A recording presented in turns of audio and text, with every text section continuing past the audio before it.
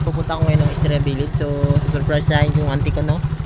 Bibigyan ko lang ng kunting handa lang pagkang ano niya lang. Dahil wala rin tayong budget na malaki. So pinili natin ng budget. Si auntie guys ay marami na rin sakit. Kahit pa paano, at may iniinda siya sakit, napasabi natin sa kunting regalo natin sa kanya.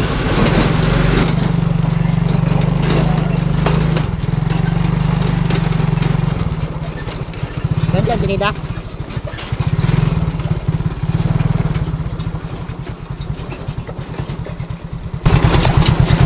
Nang anda man tinida?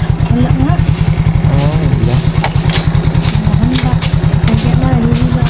Ibang tao na kayo, boy? Hindi na, liliba. Ibang tao na kayo? Oh, happy birthday. Salamat tayo, may birthday.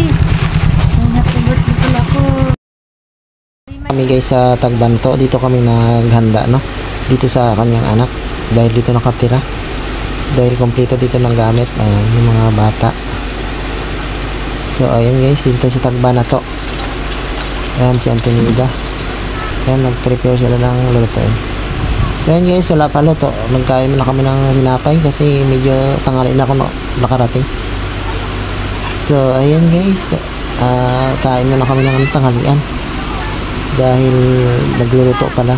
So, ito nga guys, yung mga dala kong niluto. Ayan, pansit, spaghetti, saka biko. So, sa simpleng paraan na napasayin natin si auntie. Kahit kunting handa lang. Ayan. At least may handa kahit paano. Ayan. Enjoy yung mga bata kumain. Ayan. Ayan, kami lang magpipinsa na. Magbabayaw lang. Ayan lang.